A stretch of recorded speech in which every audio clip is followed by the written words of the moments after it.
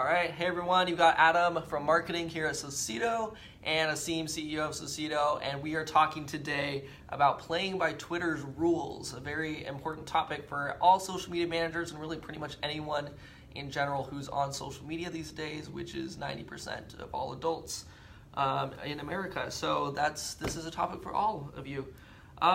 So really, one thing that marketers have been noticing over the past year especially, but really over the past couple of years, is that social media networks have been kind of tightening down on their policies and their user policies, and especially Twitter, right? We know they had kind of a password hack a couple of years ago that changed some of their rules about actually verifications on your handles. And even more recently, of course, with everything in the news around fake accounts and bots and spam and everything, it's on the top of a lot of people's minds on how are we actually staying safe on social media and how are we playing by kind of the best etiquette here. So we want to talk about what are some common things that we see in Twitter's policies that people break or stay in line with, and how can automated tools still play within this ecosystem.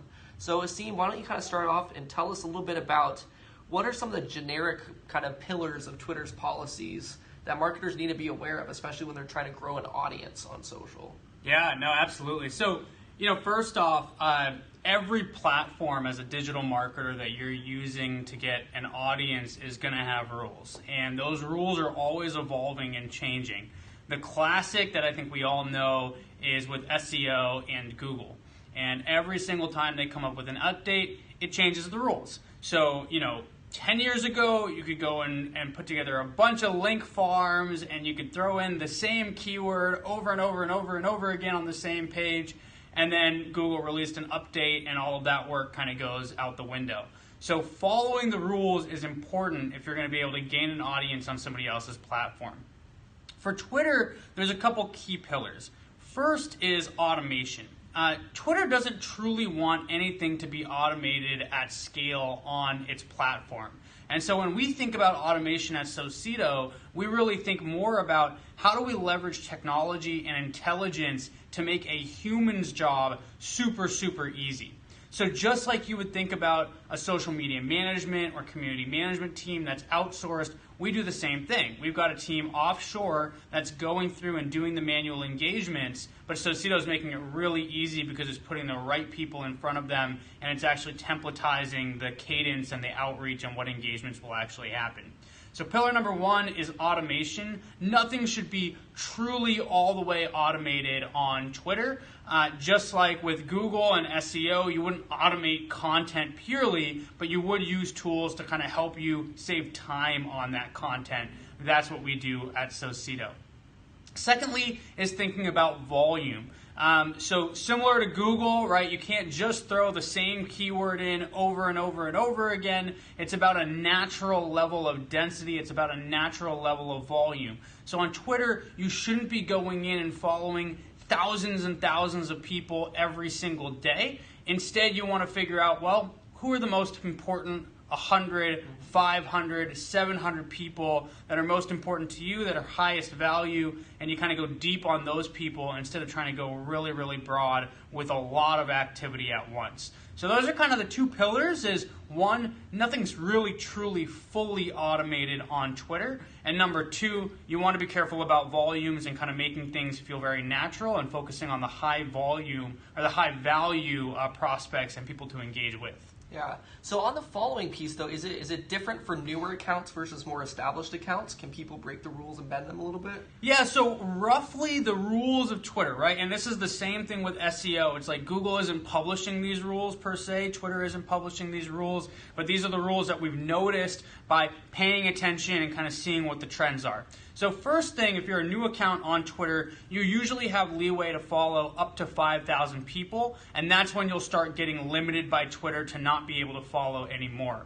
Past that point of 5,000, what Twitter is looking for is, do you have a good follower to following ratio? So in general, you shouldn't be following more than 10% of, 110% of who's following you.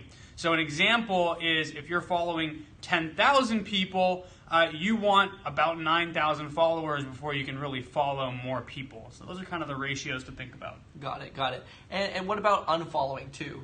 I know, Twitter has a whole pillar kind of in their statement. They call it follower churn. If they see that kind of being aggressively high, they might also see that as kind of risky activity. Yeah, so it's the same thing, right? You want to be careful about volumes. You want to take things slowly. I think this is one place where a lot of marketers get caught is they're so focused on campaigns and big launches that they come to Twitter and they're like, we want to do it all in 2 weeks. Really, Twitter or any other social network is a day in and day out. So instead of trying to follow 10,000 people in a day and unfollow 10,000 people in a day, try following 200 people every single day and keep on doing that day in, day out, as well as unfollowing around 200 people or 150 people. It's natural, right? If you follow somebody and they don't engage with you back, it's not unnatural to unfollow them, but it is unnatural to go and unfollow like 10,000 people at once.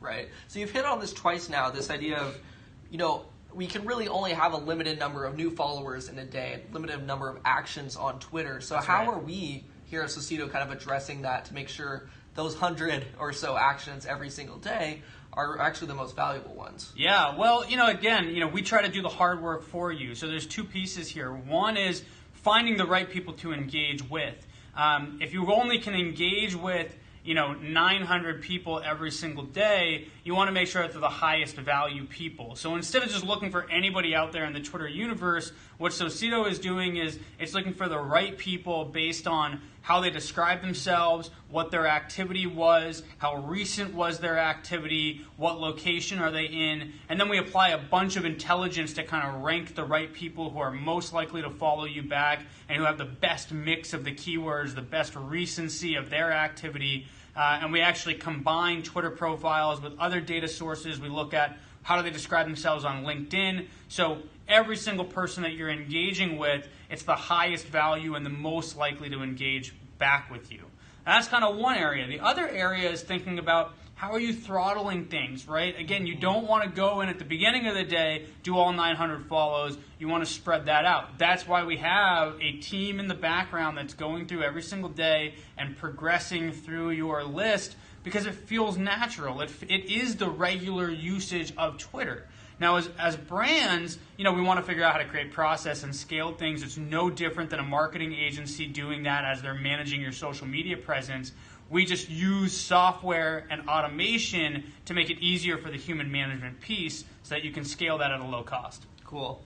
Now, playing by the rules, that's great. That's one level. But as marketers, we should really be aspiring for kind of the next step up. Let's not be spammy or salesy too much. So what are just some general best practices, whether it's the DMs that you're sending or the way you built your account to seem less spammy? Yeah. So, a couple things. One, it all starts with the right people. So if you're actually engaging with people that would have an interest in you, that's the starting point. That's why you look for people that are already talking about your space, that have the job titles that matter to you.